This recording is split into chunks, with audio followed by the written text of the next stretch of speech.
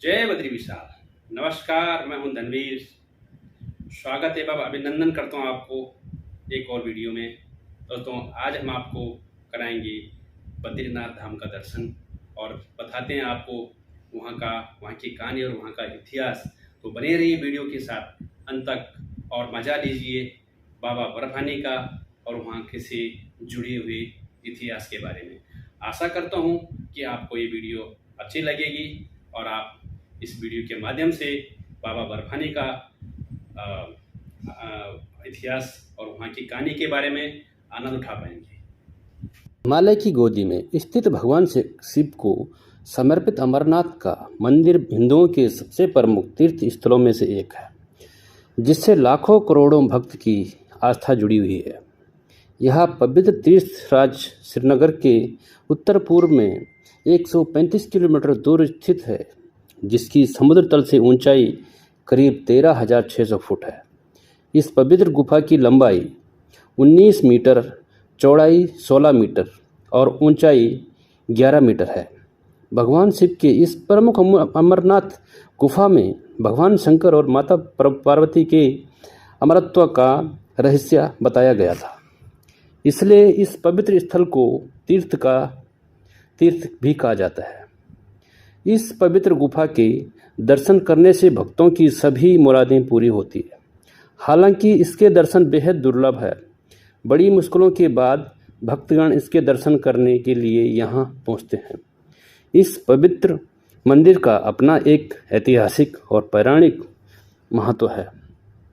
हिंदुओं की इस पवित्र गुफा की यह विशेषता है कि यहाँ हर साल बर्फ से बेहद सुंदर शिवलिंग बनता है। इसलिए इसे बर्फानी वाले बाबा, स्वयंभू, हिमानी शिवलिंग आदि के नाम से भी जाना जाता है। इस पवित्र शिवलिंग के दर्शन करने दूर दूर से भक्त जन यहाँ पहुँचते हैं। अमरनाथ की यात्रा पूरे साल में करीब 45 दिन की होती है, जो ज़्यादातर जुलाई और अगस्त के बीच में होती है। आषाढ़ पूर्णिमा से लेकर भाई बहन के पावन पूर्व रक्षाबंधन तक होने वाले पवित्र हिमलिंग दर्शन के लिए दुनिया के कोने कोने से शिव भक्त अमरनाथ यात्रा पर जाते हैं। अमरनाथ मंदिर का गुफा इतिहास। इस गुफा के चारों तरफ बर्फीली पहाड़ियां हैं, बल्कि यह गुफा भी ज़्यादातर समय पूरी तरह से बर्फ़ से ढकी हुई होती है। यह साल में एक बार इस गुफा को श्रद्धालुओं के लिए खोला भी जाता है। हजारों लोग अमरनाथ बाबा के दर्शन के लिए आते हैं और गुफा के अंदर बनी बाबा बर्फानी को मूर्ति को देखने हर साल लोगों भारी मात्रा में आते हैं। इतिहास में इस बात का भी जिक्र किया गया कि महान शासक आर्य राज कश्मीर से बर्फ से बने शिवलिंग की पूजा करते थे और राजतरंगिणी किताब में भी इसे अमरनाथ या अमरेश्वर का नाम भी दिया गया है। कहा जाता है कि 11वीं शताब्दी में रानी सूर्यमठी ने त्रिशूल, बनलिंग और दूसरे पवित्र चिन्हों को मंदिर में भेंट स्वरूप दिए थे। अमरनाथ गुफा की यात्रा की शुरुआत प्रजा भट्ट द्वारा की गई थी।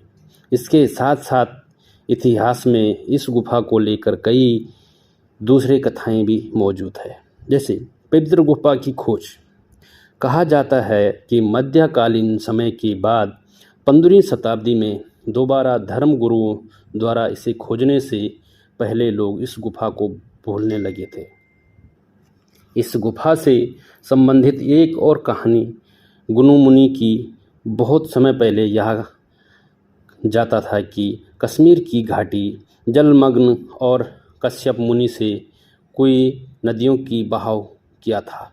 इसलिए जब पानी सूखने लगा तब सबसे पहले भृगु मुनि ने ही सबसे पहले अमरनाथ भगवान जी के दर्शन किए थे।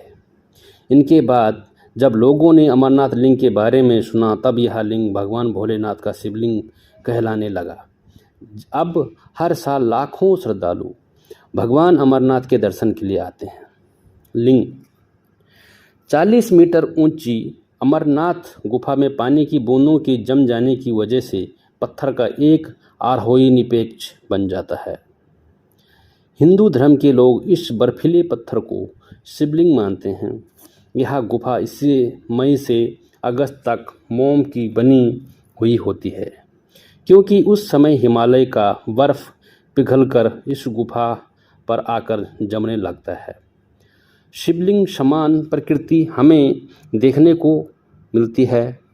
हर महीने के दरमियान इस शिवलिंग का आकार दिन ब दिन कम होते जाता है। कहा जाता है कि सूर्य और चंद्रमा के उगने और अस्त होने के समय के अनुसार इस लिंग का आकार भी कम ज़्यादा होता है, लेकिन इस बात का कोई वैज्ञानिक सबूत नहीं है। हिंदू महात्माओं के अनुसार यह वही गुफा है जहां भगवान शिव ने माता पार्वती को जीवन के महत्व के बारे में समझाया था। दूसरी मान्यताओं के अनुसार बर्फ से बना हुआ पत्थर पार्वती और शिवजी के पुत्र गणेश जी का प्रतिनिधित्व करता है। इस गुफा का मुख्य वार्षिक तीर्थ स्थान बर्फ से बनने वाली शिवलिंग की वजह ही है। अमरनाथ गुफा के रास्ते। भक्तगण श्रीनगर या पहलगाम से पैदल ही यात्रा करते हैं। इसके बाद ही यात्रा करने के लिए करीबन 5 दिन लगते हैं। राज्य यातायात परिवहन निगम और प्राइवेट ट्रांसपोर्ट ऑपरेटर रोज़ जम्मू से पहलगाम और बालताल तक की यात्रा सेवा प्रदान करते हैं। इसके साथ ही जम्मू कश्मीर से प्राइवेट टैक्सी भी हम कर सकते हैं। उत्तरी रास्ता तकरीबन 16 मीटर लंबा, लेकिन इस रास्ते पर चढ़ाई करना बहुत ही मुश्किल है। यह रास्ता बालताल से शुरू होता है और डेमी अल बरारी और समय से होते हुए गुफा तक पहुंचता है। उत्तरी रास्ते में हमें अमरनाथ घाटी और अमरावती नदी भी देखने को मिलती है, जो अमरनाथ ग्लेशियर से जुड़ी हुई है। कहा जाता है कि भगवान शिव पहलगाम बैलगांव में नदी और बैल को छोड़कर चंदनवाड़ी में उन्होंने अपनी जटाओं से चंद्र को छोड़ा था और शेषनाग सरोवर के किनारे उन्होंने अपना सांप छोड़ा था। महागणेश पहाड़ी पर्वत पर उन्होंने भगवान गणेश को छोड़ा था और पंत तारनी पर उन्होंने 5 तत्व धरती, पानी, हवा, आग और आकाश छोड़ा था। इस प्रकार दुनिया की सभी चीज़ों का त्याग कर भगवान शिव ने वहाँ तांडव नृत्य किया था और अंत में भगवान देवी पार्वती के साथ पवित्र गुफा अमरनाथ आए थे। अब चलते हैं अमरनाथ गुफा यात्रा की। हिंदुओं के लिए यह भगवान अमरनाथ बाबा का मंदिर प्रसिद्ध और पवित्र यात्रा का स्थान है।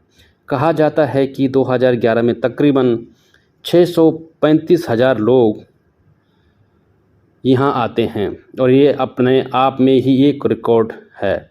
यह संख्या 2012 में 6,25,000 और 2013 में 3,50,000 थी। श्रद्धालु हर साल भगवान अमरनाथ के 45 दिन के उत्सव के बीच उन्हें देखने और दर्शन करने के लिए पहुंचते हैं।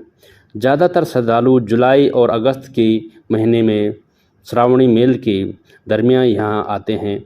इसी दरमियान हिंदुओं का सबसे पवित्र श्रावण महीना भी आता है। अमरनाथ की यात्रा जब शुरू होती है तब इसे भगवान श्री अमरनाथ जी का परम पूजन भी कहा जाता है। पुराने समय में गुफा की तरफ जाने का रास्ता रावलपिंडी पाकिस्तान से होकर गुजरता था, लेकिन अब हम सीधे ट्रेन से जम्मू जा सकते हैं। जम्मू को भारत का बिटर कैपिटल, ठंड की राजधानी भी कहा जाता है। यह यात्रा का सबसे अच्छा समय गुरु पूर्णिमा, श्रावण पूर्णिमा के समय में होता है। जम्मू कश्मीर सरकार ने श्रद्धालुओं की सुख सुविधाओं के लिए रास्ते भर में सभी सुविधाएं उपलब्ध करवाई है, ताकि भक्तगण आसानी से अपनी अमरनाथ यात्रा पूरी कर सकें। लेकिन कई बार यात्रियों की यात्रा में बारिश बाधा बनकर आ जाती है। जम्मू से लेकर पहलगाम 7,500 फीट तक भी बस सेवा भी उपलब्ध है।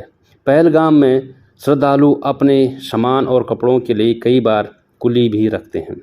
वहाँ पर कोई यात्रा की तैयारी करने में भी व्यस्त रहता है।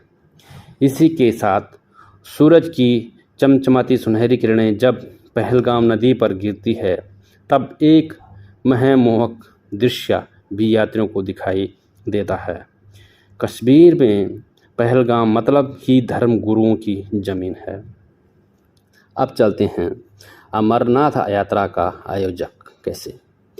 आधिकारिक तौर से यात्रा का आयोजन राज्य सरकार की अमरनाथ यात्रा बोर्ड के साथ मिलकर करती है। सरकारी एजेंसी यात्रा के दौरान लगने वाली सभी सुख सुविधाएं श्रद्धालुओं को प्रदान करती है, जिनमें कपड़े, खाना, टेंट, टेक्निकल कम्युनिकेशन जैसी सभी सुविधाएं शामिल है। अमरनाथ हिंदी के दो शब्द अमर मतलब अनवर्स और नाथ मतलब भगवान को जोड़ने से बनता है। एक पौराणिक कथा के अनुसार जब देवी पार्वती ने भगवान शिव से अमरत्व के रहस्य को प्रकट करने के लिए कहा तो वे उनमें से लंबे समय से छुपा रहे। तब यह रहस्य बताने के लिए भगवान शिव पार्वती को हिमालय की इस गुफा में ले गए ताकि उनका यह रहस्य कोई भी ना सुन पाए, और यही भगवान शिव ने देवी पार्वती को अमरत्व का रहस्य बताया था। अब बात करते हैं यहाँ की सुरक्षा की। सुरक्षा हर साल हजारों सेंट्रल और राज्य सरकार के पुलिसकर्मी श्रद्धालुओं की सुरक्षा में तैनात रहते हैं। जगह जगह पर सेनाओं के कैंप भी लगे हुए होते हैं। सुविधाएं यहाँ की गुफा के रास्ते में बहुत सी समाजसेवी संस्थाएं श्रद्धालुओं को खाना, आराम करने के लिए टेंट या पंडाल की व्यवस्था करते हैं। यात्रा के रास्ते में 100 से भी ज़्यादा पंडाल लगाए जाते हैं, जिन्हें हम रात में रुकने के लिए किराए पर भी ले सकते हैं। निचले कैंप से पंततरनी गुफा से 6 किलोमीटर तक की हेलीकॉप्टर सुविधा भी दी जाती है। जय अमरनाथ भगवान।